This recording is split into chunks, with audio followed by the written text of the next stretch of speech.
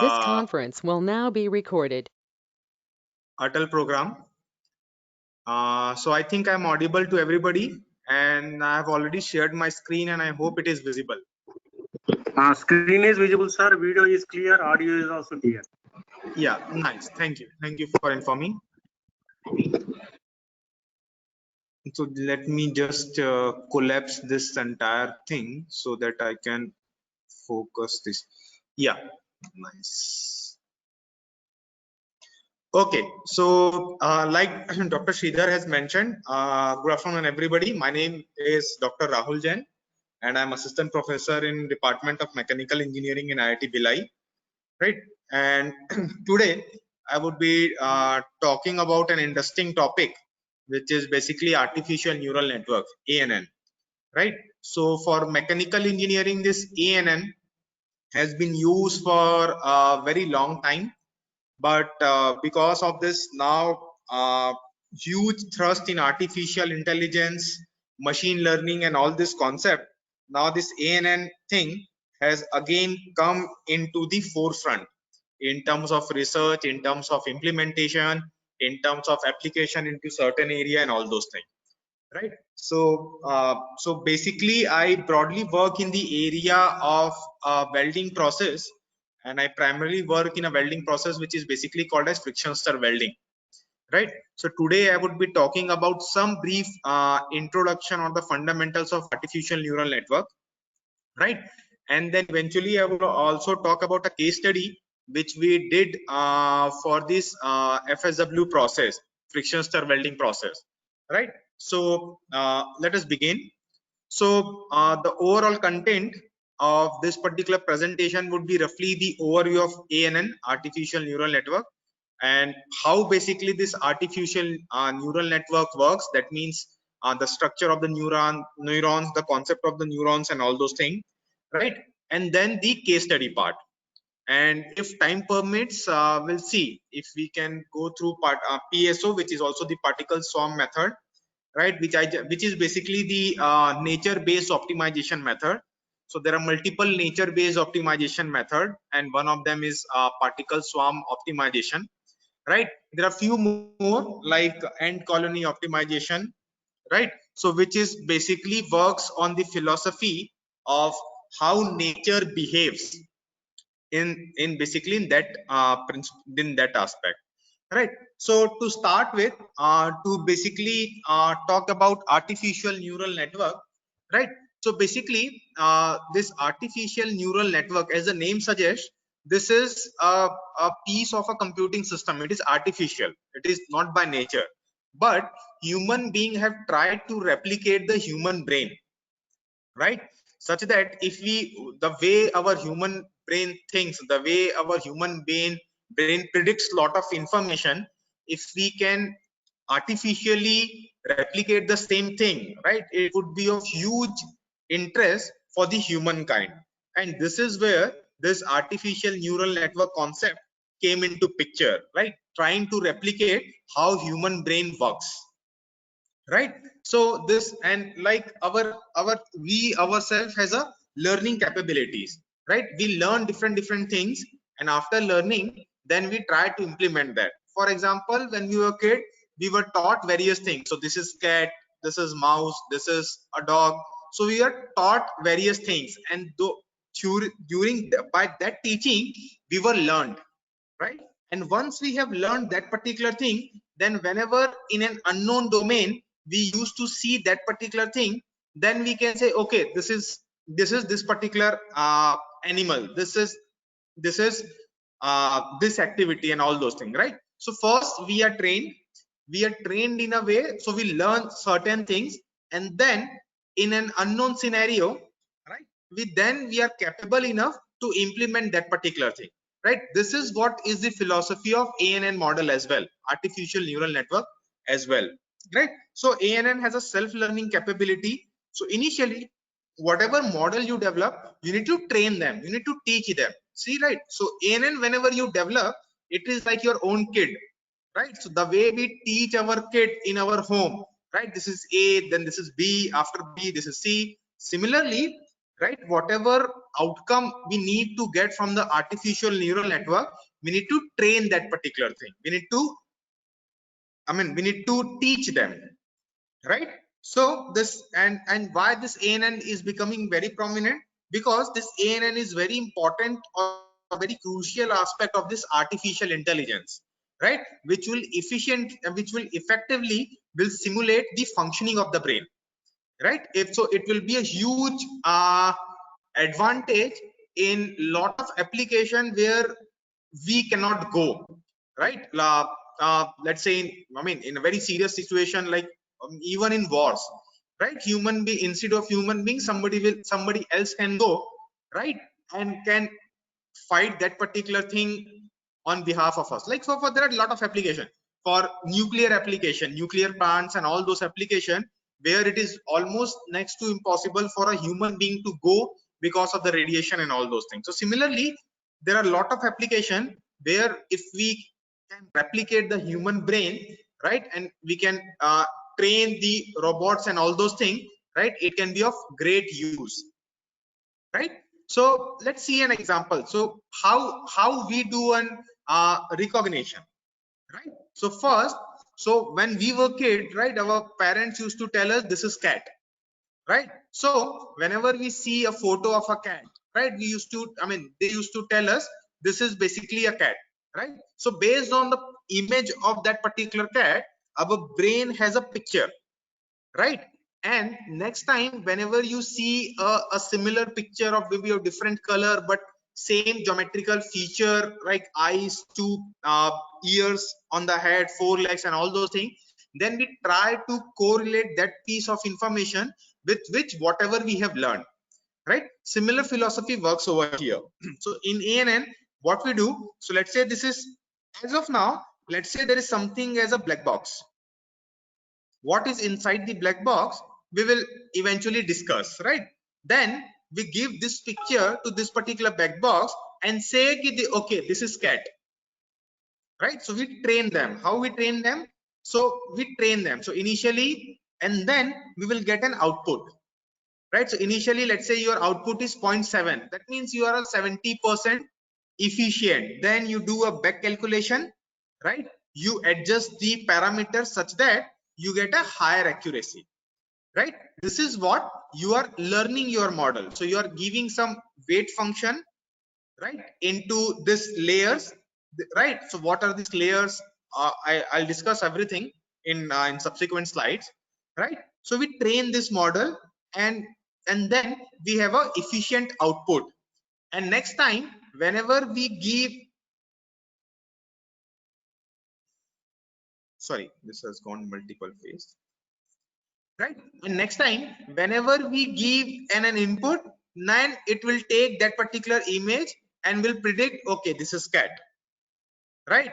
If you give next image, it will predict it is a dog, right? So image recognition is one of the simple application of this ANN model, right? But it can be used for various things. Nowadays, if you see, lot of industry introduces chat box.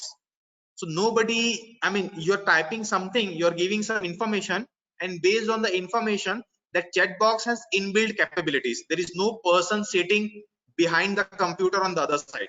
Based on your input, they ask you some question and they provide some piece of information which is useful to you.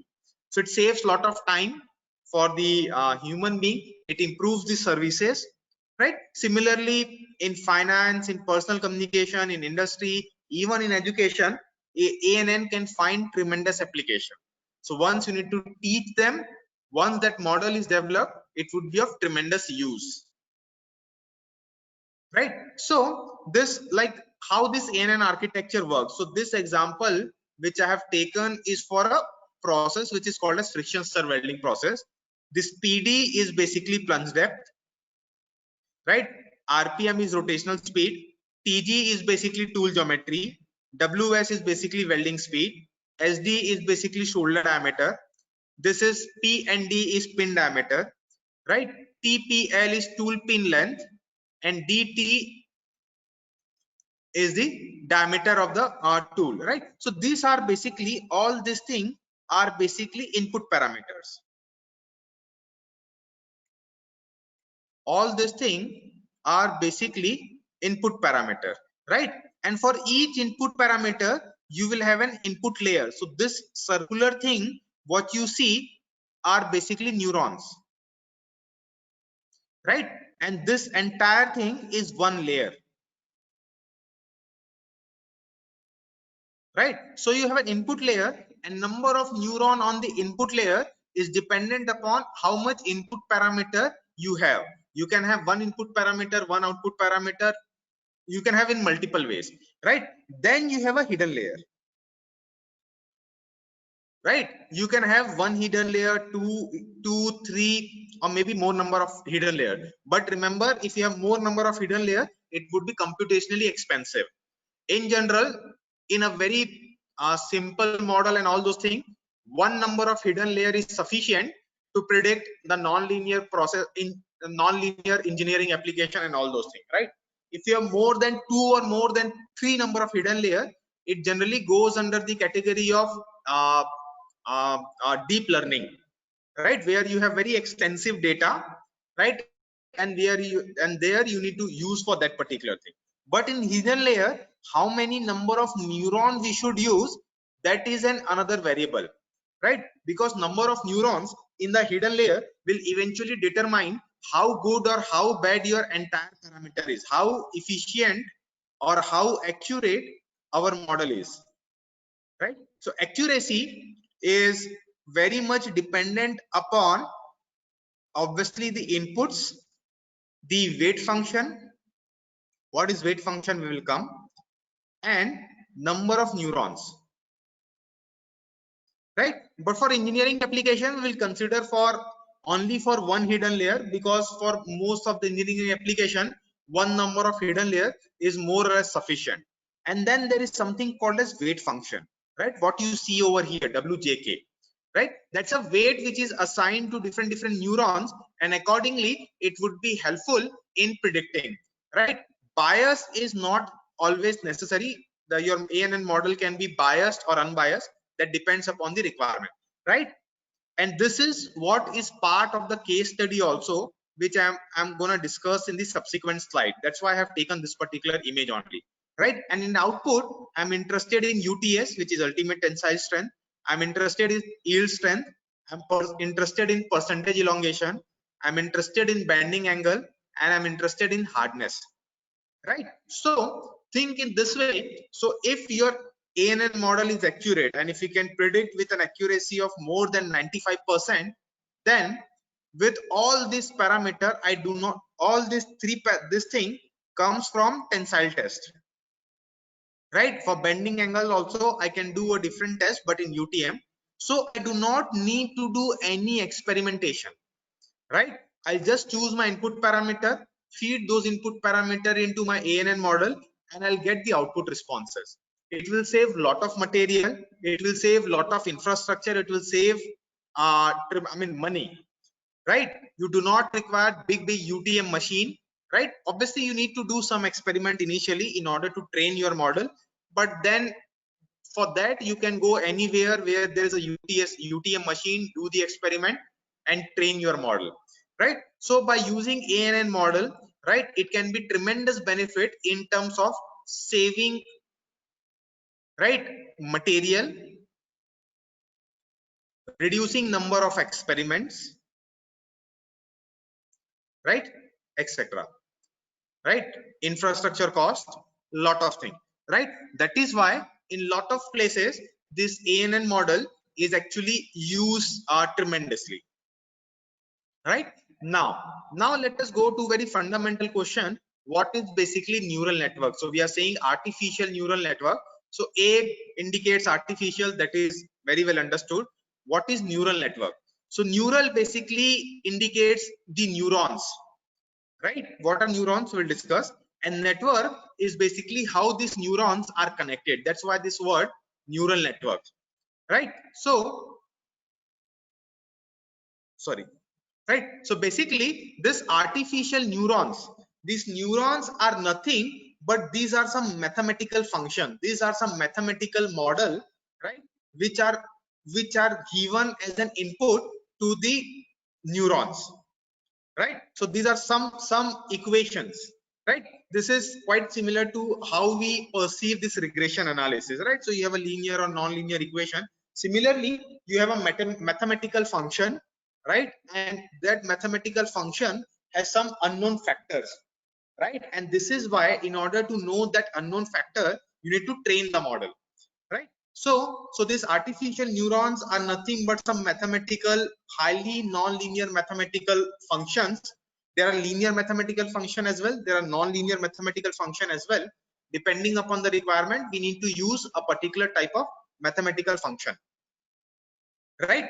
Then you have an artificial, and obviously these are artificial neurons, which are basically the elementary unit of the artificial neural network, right? So this is how our biological neurons looks like, right? You have a nucleus, you have a dendrite. Dendrite is used to gather the information, right? And then these are actually connected, and this is how your your electrical signal passes through it, right? Similarly, in case of artificial neural network, you have inputs x1, x2, x3. Each input will have an assigned weights, right? It would be some, you can have an activation function. So this is basically a mathematical thing, right? And then you have an output, right? So this is how you have converted your biological neurons into your artificial neural network, right? So some activation function, some mathematical thing which would be used, and that is basically used to replicate this axon and this part, right? So how it works? So you have this particular input layer, you have hidden layers, and then you have an output layer, right? And if you see, it is not necessary whatever input you give, right? Every time it has to go through the each neurons, not necessarily, right? If you see in particular case how this is, so you have given input, then it is taking a particular neurons, and then it is passing through individual hidden layer for the computation part, right? So in a very simple language, if you see this particular figure, this is a very simple schematic representation of the ANN. You have input, you have a function, and you have an output. Very simple thing, right? And here this is one neuron, and this neuron is connected with multiple neuron through synapse, right? Similarly, here this interconnection which you see over here, these are basically the synapse for your neural network, right? So this is how your actual neuron, your actual thing is basically converted into the artificial neural network, right? So this is in similar way what we have discussed. So here what you have is for each input you have a weight function, right? And it will have, and you can have n number of input. Lot of people prefer to have one input and one output model because it is very simple to calculate and all, right? Processing becomes easier, it is computationally efficient, right? It is very easy to do. You might introduce a bias function, right? Because if you know there is some biasing or there is some delta tilting on either of the side, that bias function can be introduced for that particular purpose,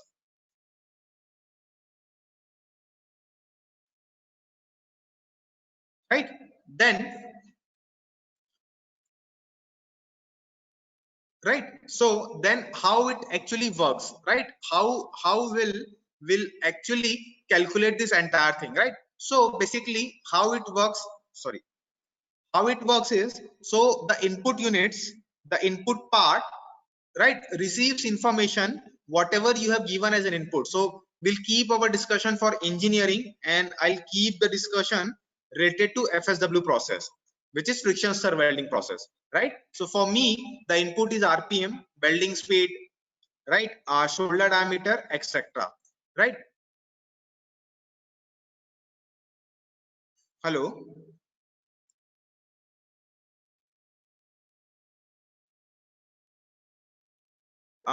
is my screen visible?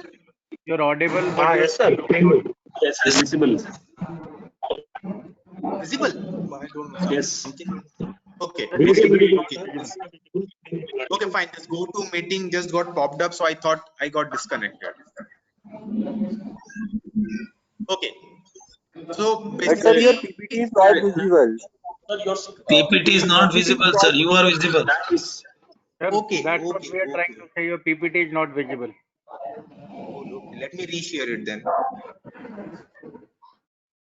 Now is it fine? Yes, sir, it is now. visible. Thank you. Visible, sir. Yeah. Thank you. Right. So the input unit will receive information based on whatever input you have given. So this can have a range of parameter like 900 to 1200 RPM. Right. Welding speed could be 40 to 60. So you give one thing at a time. Right. And then they will have an internal weighing system. Right. You assign weights. So initially you need to train them. So you need to select something. So you need to select number of neurons, right? And accordingly you need to select the weight function, right? And the basically the mathematical equation or the activation function, right? And so now once you're training, so let's say my output requirement is UTS, ultimate tensile strength, and let's say for example I know for 900 RPM 60 mm per minute, and let's say shoulder diameter of 16 mm. So these all are input, and my UTS value is basically, let's say, 200 megapascal. Right. So what I'll do, I'll first start with a tentative number. Let's say my number of neuron is 4. Right. I assign, let's say, some weight function of 0.3 or something, depending upon what model and all those things you're using. Right. And I'll go on predicting. So what would happen initially? Let's say your UTS value is coming out to be 100 MPa, which has a tremendous error. Right. So 100 by 200, which is like 50% of error. Right. Then what you need to do, you need to readjust the weight. So either it can be done in two ways. So one is called as feed forward, and another is called as back propagation. Right. So feed forward means, right, there is no feedback loop over here. So it is going in this direction. Then you're manually adjusting the weights. You're manually adjusting the weight such that this 200 megapascal comes very close to 200 megapascal. Right. But in case of back propagation, what happens? Whatever you get, there would be an error, and that would be given as a feedback. Right. And accordingly you will give a range of weights. Normally this weight ranges from 0.1 to 0.9 depending upon the what model you have chosen and all. Right. So you define a weight, right? You readjust the weight automatically.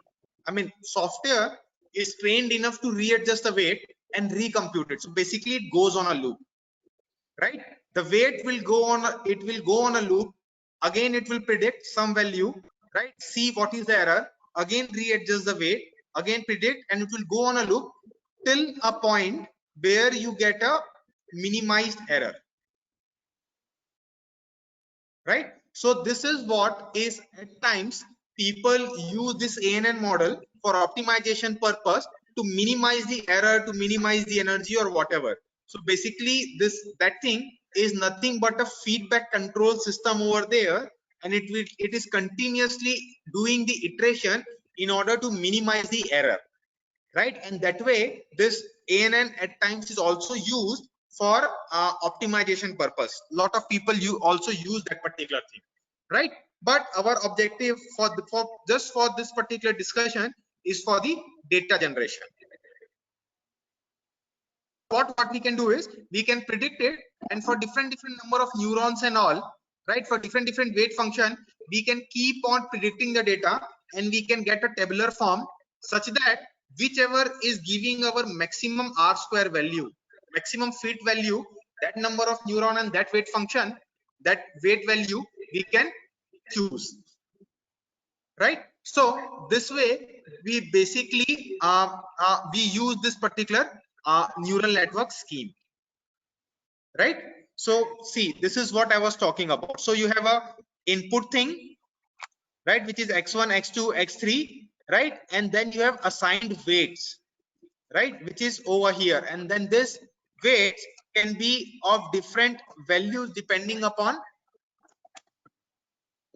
right, depending upon your input model and all those things, right? And this in hidden layer, this weights and the bias term will continuously get updated or will continuously get changed, right? So how does this neural network learn?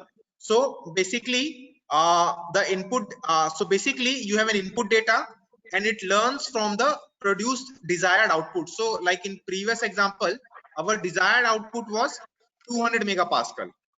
That was the desired output because that was a known thing, right? But you are eventually getting, let's say, 100 megapascal, right? So this delta is basically what is the error.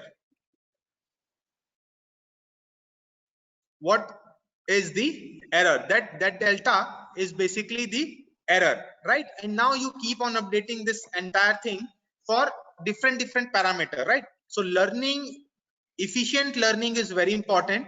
Our model should not overlearn or overtrain, right? And it should not be undertrained, right? Both are detrimental in terms of neural network thing, right? So knowledge about the learning task is given in form of example, like I have just explained it over here, right? So so let's say normally the thumb rule says if you have 100 data, normally let's say 80-20 ratio, right? 80 data for the training purpose and remaining 20 for the validation purpose, right? So 80 data you will use for the training and remaining 20 you will keep it for the validation, right? And like I have told you, backpropagation is set of learning rules used to guide artificial neural network, right? So backpropagation, like I have discussed here, right? So backpropagation is basically, right, whatever output you get, similarly you get you further give that output as an you give error as an input and you readjust the weights and the other factors accordingly, right? So that it will go in iteration mode, it will do multiple iteration and we will get the least error or the minimized error, right? So again, so yeah, the similar way which I have said, right? So if you see this feed forward, this GIF thing, so you have input, this input goes to the hidden layer and you get the output parameter, right? So information is flowing only in one direction, that is from left to right, right? But in backpropagation, once this thing is happening, you are again giving that thing as an input, right? And it will be reiterated,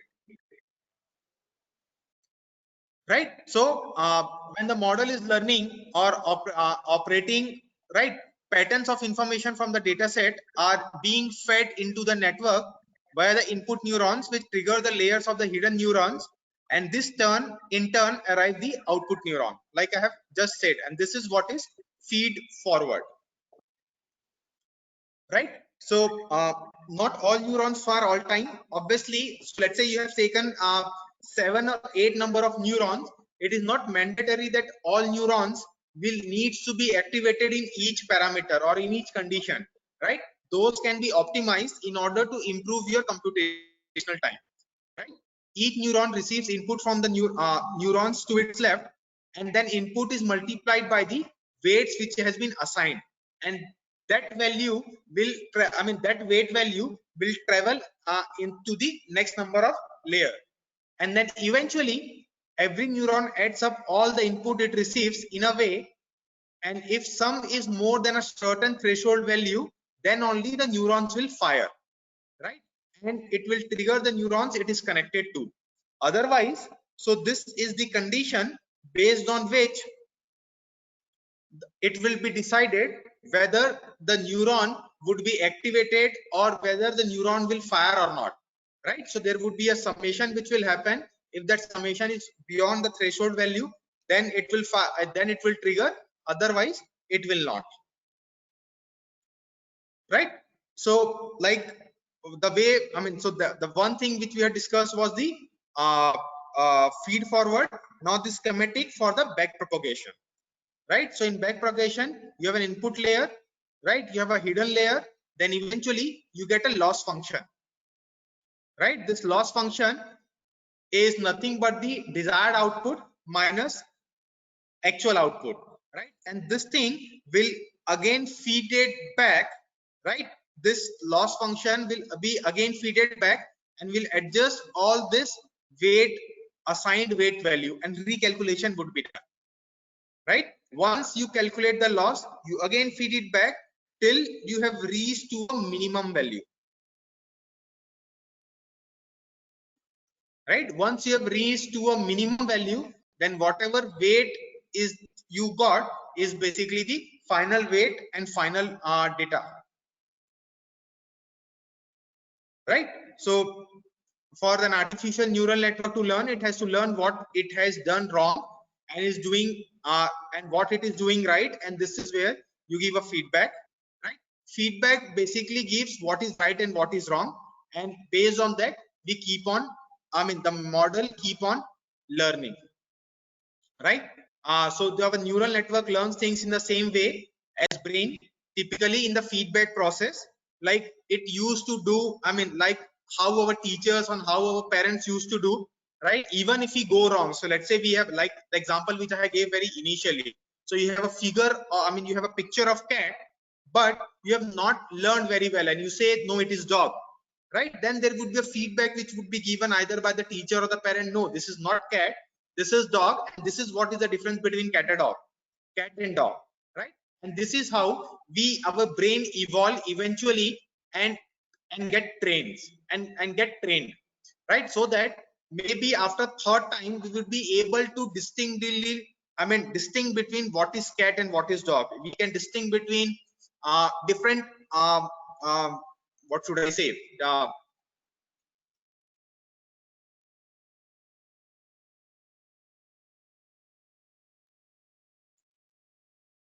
different types of different breed of the cat, different breeds of the cat and dog, or forsake for any animal or for anything, right? This is how it works, right? Over time, back propagation causes the network to learn by making the gap between the output and intended output smaller. That is basically we are talking about the loss function or the error, to the point where exactly two matches, right? So at times it might not be possible to get the 100% efficiency, right? So we need to decide how much efficiency is required. We need to settle down with anything between 90 to 99%, depending upon the requirement and how complicated process is. If the process is very simple, then we might expect 100% efficiency.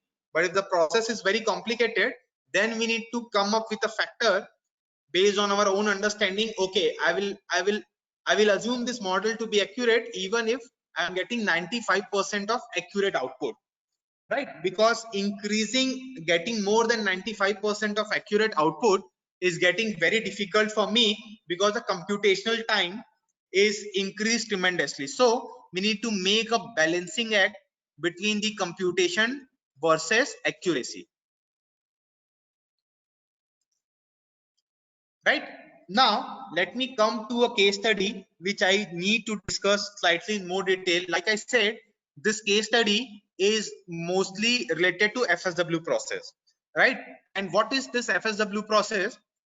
Just for sake of everybody, I'm just briefly explaining what is FSW process. So this FSW process is basically a solid state welding process. That means the welding we basically do in a solid state condition, right? We do not melt the material. So how it is done? So let's say, so in this particular case, so we have a tool. Actually, I should have added one slide that might have been better. So maybe just a second. What I'll do is I'll share.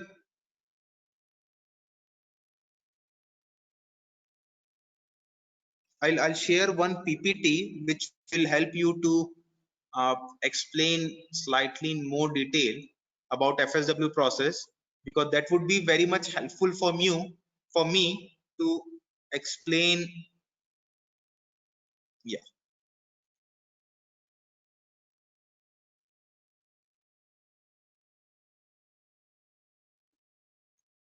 Right. So this PPT, I'm just using this particular slide to explain you slightly in detail about the FSW process. Right. So in FSW process, as I said, this is a solid state welding process. Right. And so this part is basically the isometric view. Right. This is basically the tool, and tool has two specific features. One is shoulder and another is pin. Right. And this is the cross sectional view of the workpiece, and this is the top view. So this is tool and this is the workpiece. The gray one is the workpiece. Right. So what you do is you apply a rotary, the rotating tool actually impinges inside the workpiece, similar to how it happens in drilling. So tool is continuously rotating at certain RPM. Since tool is rotating at certain RPM, what would happen is there's a relative velocity between the tool and the workpiece, and this relative velocity will lead to heat generation. Heat generation because of what? Because of friction as well as because of plastic deformation. Right. So this frictional heat will increase the temperature at the interface. Right. Once the temperature has increased, what would happen is the material will go into the viscous state. Right. And once the material has gone into viscous state, because of the rotating tool, the material which is beneath the tool will keep on stirring, will keep on rotating along with the tool. Right. So once that has happened, then we give a travel velocity to the tool. So what would happen? Because of this rotation and translation, the material which was beneath the tool will stir. Right. Will move from this side to left hand side and will come back. Right. So it will again stir, it will mix together. So it is like in our childhood we have seen how we take, so let's say you have a grease, right, and you are introducing a motor into grease, and that motor is rotating at, let's say, 1000 RPM. So what would happen? This grease will generate an stirring action. Right. Similarly, in this case also, the material, the workpiece material stirs because of this rotating action of the tool, and welding takes place. And at the last, you basically remove the tool. Right. So you see, there are certain factors. One important thing is rotational speed, because higher the rotational speed, higher would be the temperature, and it would be easier for mix the material. Another factor is the welding speed, at the velocity at which the tool is moving, because if you are providing a very large welding speed, right, the material might not have sufficient time to stir. Right. Another factor is basically this diameter, which we call it as shoulder diameter. Right. Higher the shoulder diameter, higher is the contact area between the tool and the workpiece, and higher is the heat generation. Right. Similarly, this pin height. Right. This is also important, because if pin height is not sufficient, it will not penetrate along the thickness direction. So this is T, and this is the depth of penetration of the pin. Right. Then you have a pin diameter. Right. So all these factors are very important. And like in welding, what are the output responses which are important? Your UTS, strength of the weld is very important. Right. So this is what we actually tried to do. Just let me now.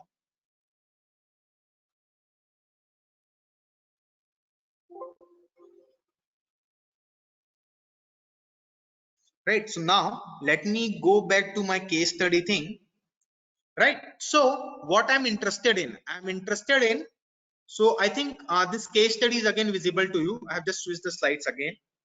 Right. So what I'm interested in predicting UTS, ultimate tensile strength, yield strength, and percentage elongation. Experimentally, all these three data I'll get from the tensile test. So if my model is good enough, right, to predict all these three data, then eventually I don't need to do the tensile test, right? Because in order to do tensile test, you need to prepare a dog bone shape, right? A dog bone tensile test specimen, which is generally prepared by using wire EDM or by a die punch, something of this kind, right? So you don't require that machine also, right? Then another important output response is bending angle. What is bending angle? Bending angle means, so let's say this is my sample, how much I can bend it, right, without my welded region getting failed. So bending angle is also another important factor. So initially this is the sample, and how, by what angle I can eventually bend it. So this is my initial sample, and then how much I can bend it, something like this, right? So I need to calculate the bending angle as well, right? Third and the last thing is hardness, right? Hardness is very important. Why? Because in welding we very well know there is a zone which is called as heat affected zone, and if there is a tremendous amount of softening effect which has taken place over there, it will eventually have an effect on the strength of the material. Also, if the hardness is very high, the material might lose its ductility and might become brittle, right? So my objective is to get this 1, 2, 3, 4 and 5 parameter as an output response. So what I prefer, in order to save computation time, what I'll do is I'll develop 5 different models, and for each model I'll have one output response, right? Then the number of input variables are 8, like which I have already discussed previously, right? Which were your rotational speed, welding speed, shoulder diameter, tool geometry, all these are input variable. So my model would be like, I have 8 input variables, right? So 1, 2, 3, 4, 5, 6, 8. Then I have one hidden layer. So this is input layer. Then I have one hidden layer and one output response, right? But the unknown thing which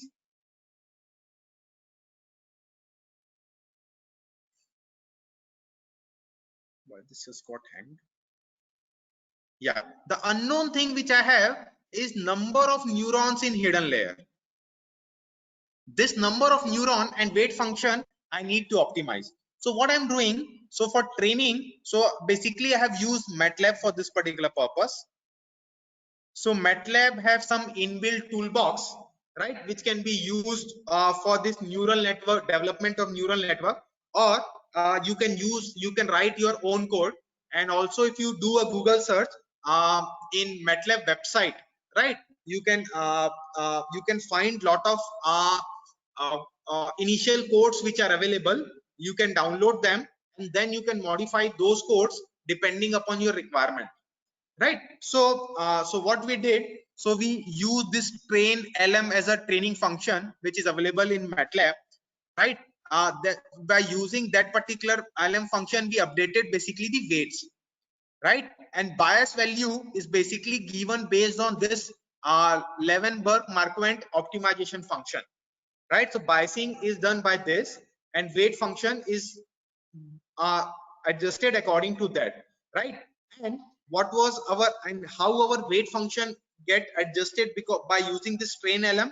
So this is done by gradient descent with momentum weight and bias learning function, right? So basically what we do is you basically calculate the gradient between your output responses and how your gradient is changing, right? So based on that, based on the slope of the error, right, you keep on updating this thing. So by using this momentum weight and bias learning function, what is the advantage? So the other advantage is we do not get trapped into the local minima, right? Obviously if there are multiple local minima, so we might get trapped in the local minima. So that thing we need to keep in mind, right?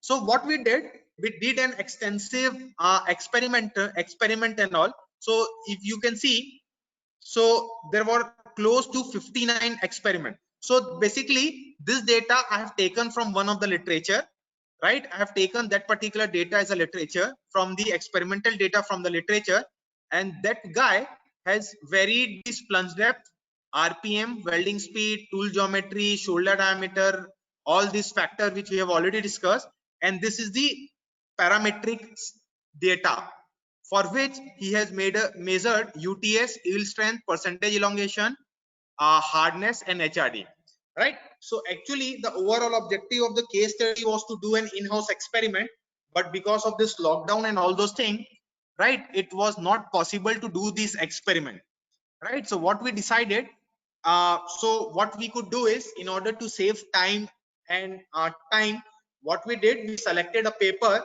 which had all this experimental data, and using that particular thing, we thought of developing our own model, right? So once the model is developed, you can do your own experiment for different condition, which is your actually your objective, right? And then you can use that this particular model for the said purpose, right? So we had this data of this 59, we have this 50, sorry, we have this 59 data set, right? For this 59 data set, I need to do multiple things. First, I need to freeze on number of neurons, right? So what we did, we started with 3 number of neuron and we went up till 31 number of neuron, right? And for each data, you see, this is for, this column is for UTS, this column is for yield strength, this column is for percentage elongation, this column is for belt strength, and this is for hardness. For different neurons, we predicted the R square value, right? R square value, basically how accurately your model is fitting with your actual data.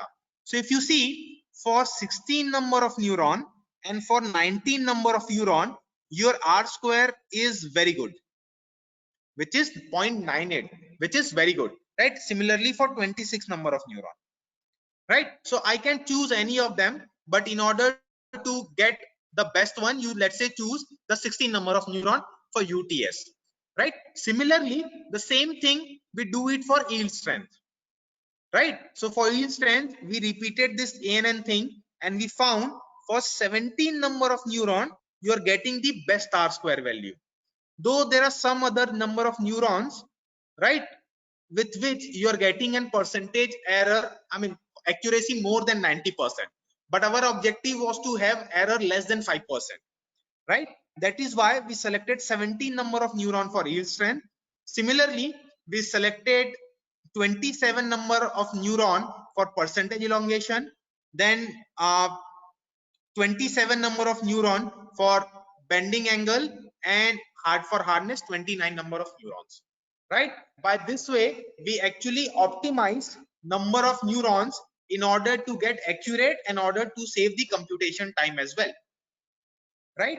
And this data basically gives me how many number of neurons. So one thing which we also did, we also changed the number of hidden layer, right? But we found, which I have not reported it over here, but we found that, right, that increasing number of hidden layer from 1 to 2 or 2 to 3 does not make much of a difference in terms of accuracy, but more influence you are getting if you change the number of neurons, right? For that, keeping that study in mind, we thought, let's keep number of hidden layer as 1 and change the number of neurons, right?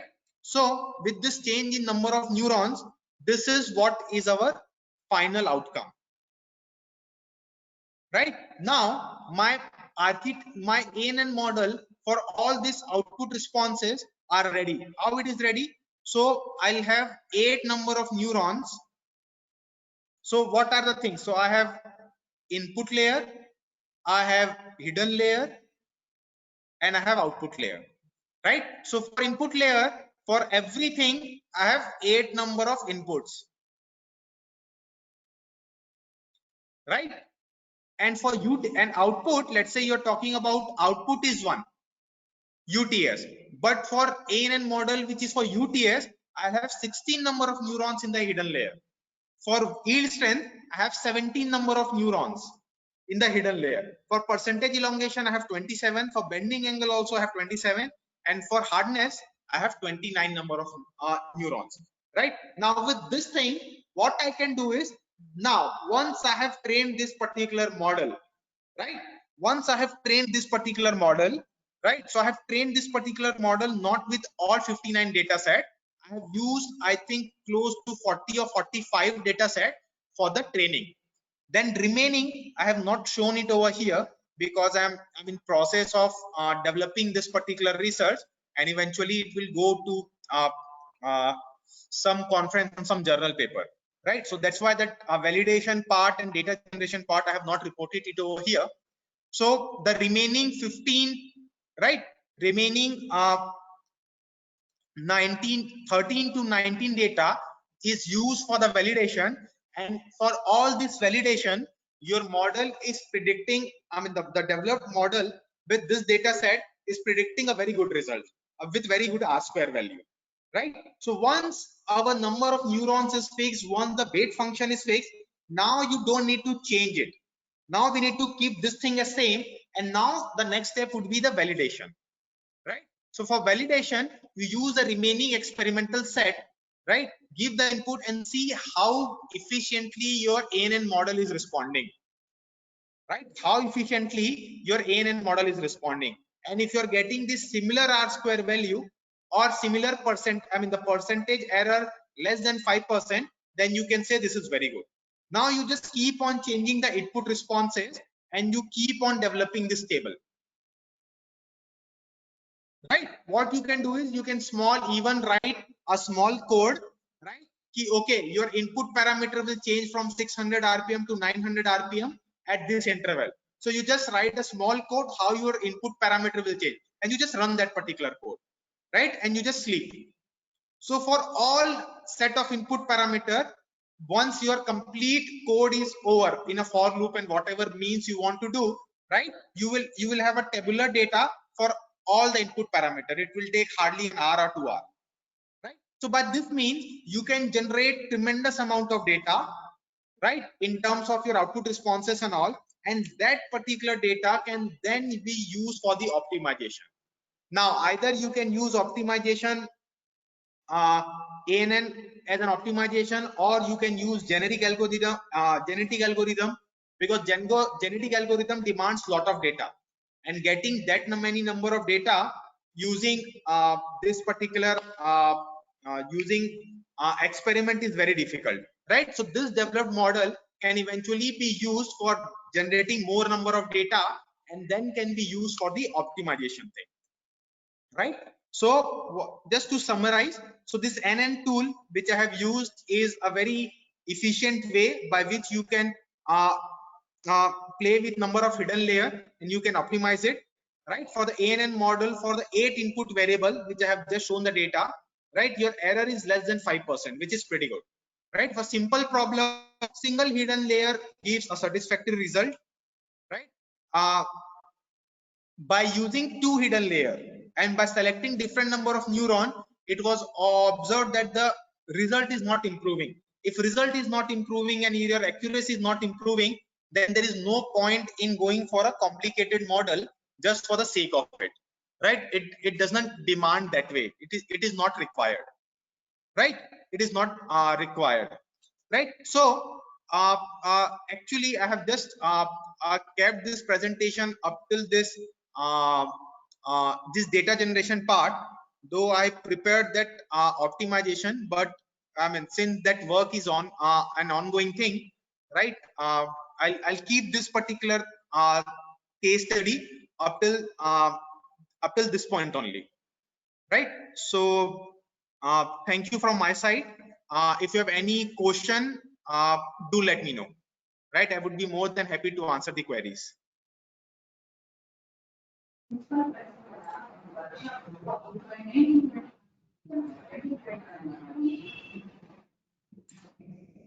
Oh, it got over slightly early.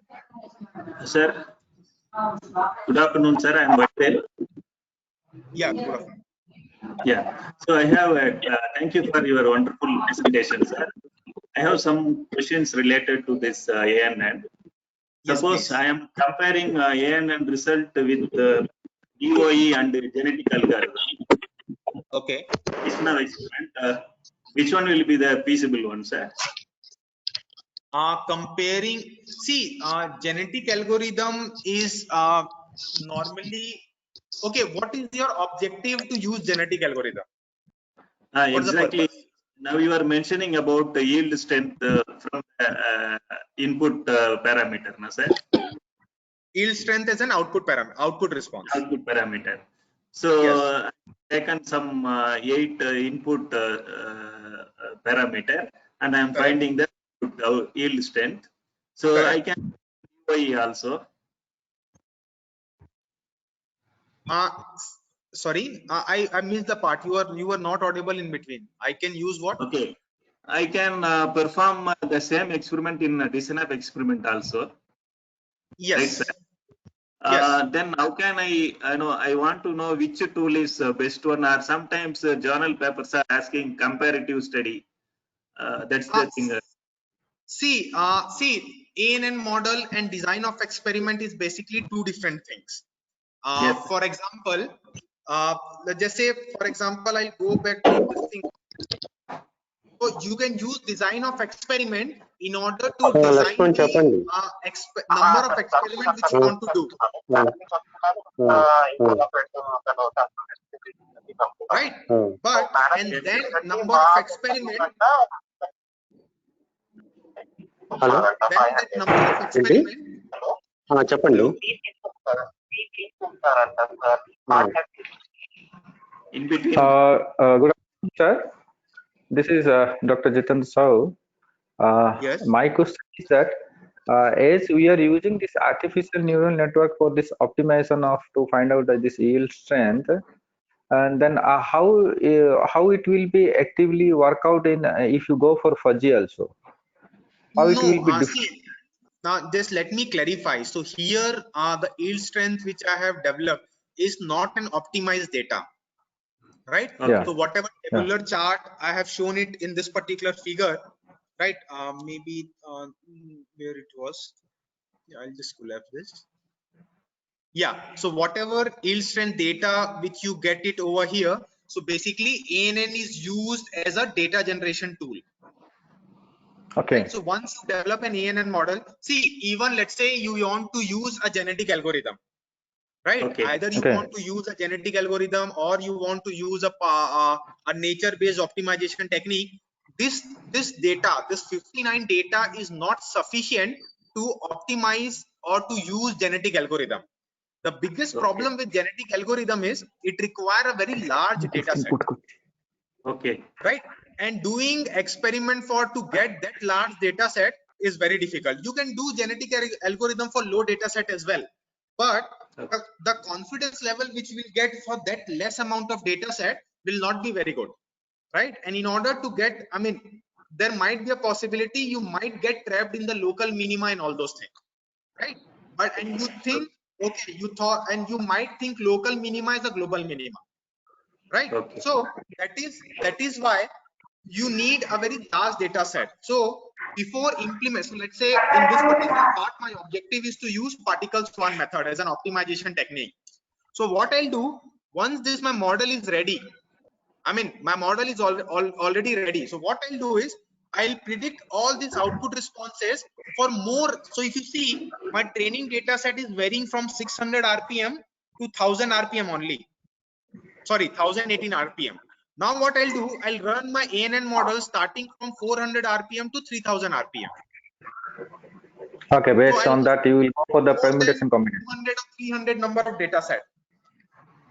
And then I'll use it either GA or particle swan optimization to optimize and to get what is the optimum set of process parameter, which will eventually give me the maximum UTS and maximum percentage elongation. So I have not yet talked about the optimization part. The ANN, what I'm talking about, should be used, can be also used as a data generation method. Okay. Right? Okay. Thanks. Use So ANN is used only for the purpose. data generation. Yeah.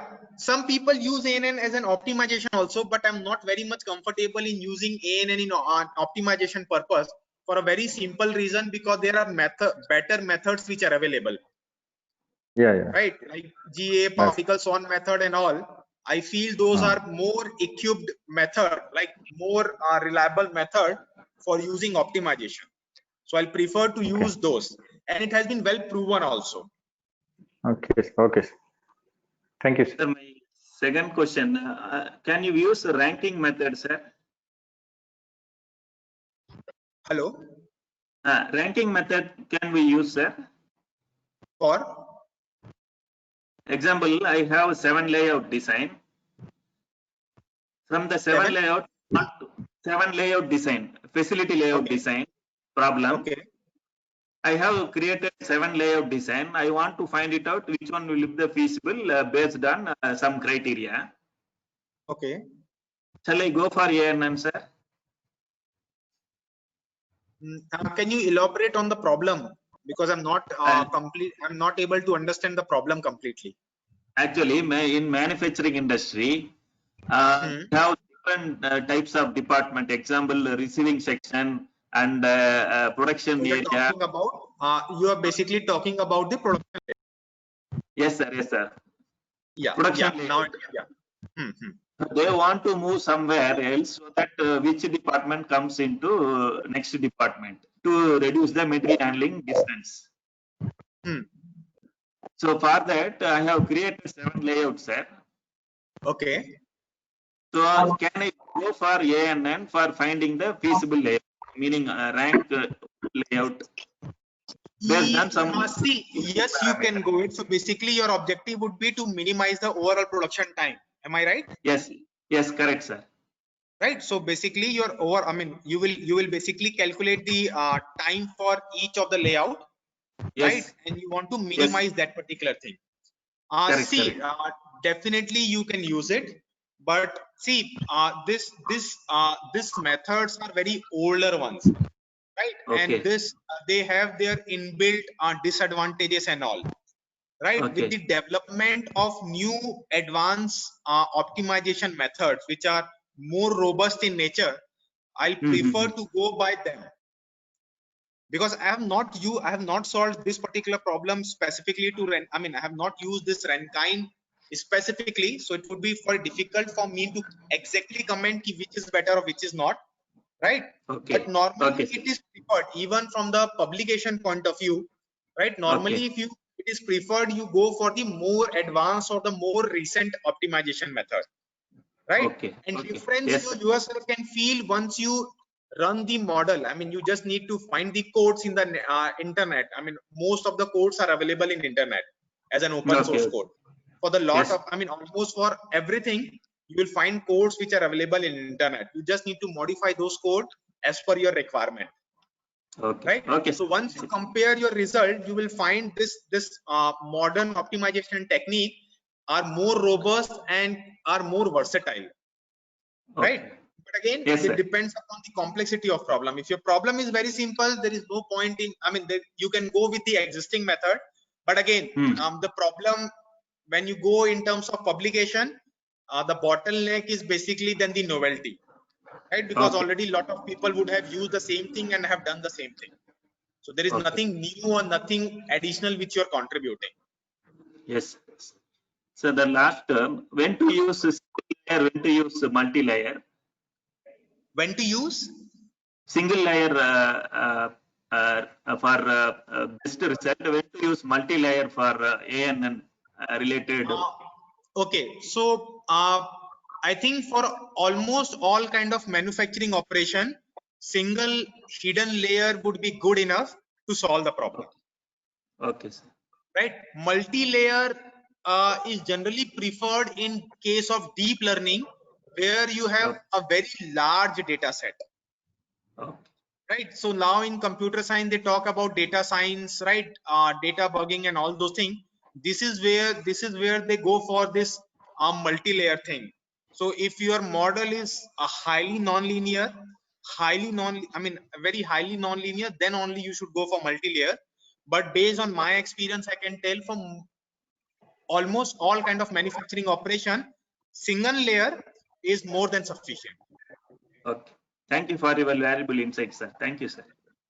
Thank you. Hello, participants. Any more queries?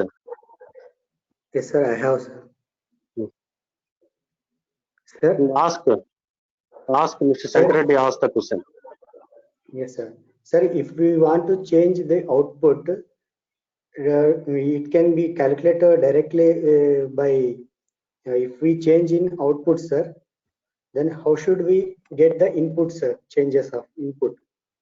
Can we get a back calculation, sir? Why you want to do the back calculation? Sir, if I want to change my yield strength, if for example, I want more yield strength, then what inputs I should have to change? No, then you work on a reverse mode. Your yield strength become input and your parameter become output. Okay, sir. See, it's all about input and output. So for me, yield strength was my output and process parameter was my input for a very simple reason, because this is how we design our experiment.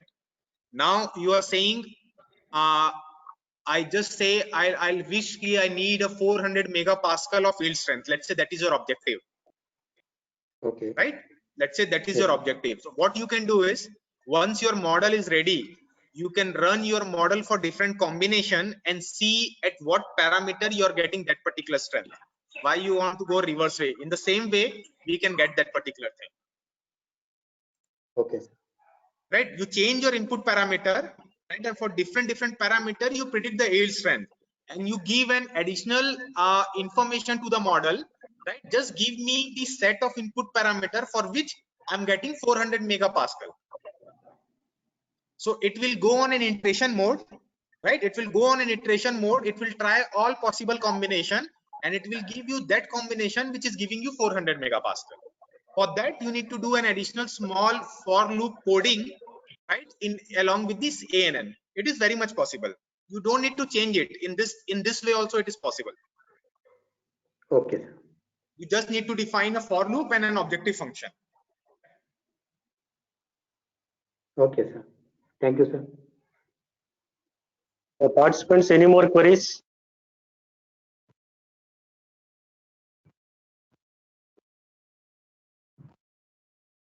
Rahul sir, one message came.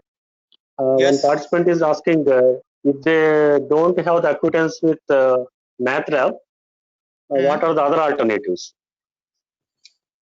What are the other alternatives? See, you can use C programming also. No. And even if you are very good with Excel, right, basic thing can be done in Excel as well, but that would be tricky. Why I said MATLAB? Because MATLAB has certain inbuilt tool, and it makes, and MATLAB has, I mean, writing this small code and all those things is very easy in MATLAB. Or you can use Octave. Octave is basically an open source software. See, MATLAB is basically a proprietary software, right, of MATLAB. So you can use Octave. Octave is an open source software which can be used for the said purpose. And you can use C programming, but in C programming you need to write the entire code on your own. If you're very good in C programming, you can write the code, then it is good. Even you can use Python, but again, Python, C programming, all those things are open source, true, but the entire coding has to be done by you, right? So the reason why I'm suggesting MATLAB and Octave is only for the simple argument. It has inbuilt something, so you have something to start with, and you can start, I mean, you can, so already 50 or 60% ground discover if you use MATLAB or Octave. You can use Python, C code, or anything, any programming language which you know, doesn't matter. Okay, thank you, sir. Participants, any more queries? Okay, thank you very much, Dr. Rahul Jain, sir, Thank you. for sparing the time to enlighten the participants related with the concept of data generation with artificial neural network, how it is applicable for optimization problem. Hope we'll have fruitful interactions in future also. Yeah, sure. Thank you very much, sir. Thank you. Thank you. Thanks. Bye, sir. We are closing the section.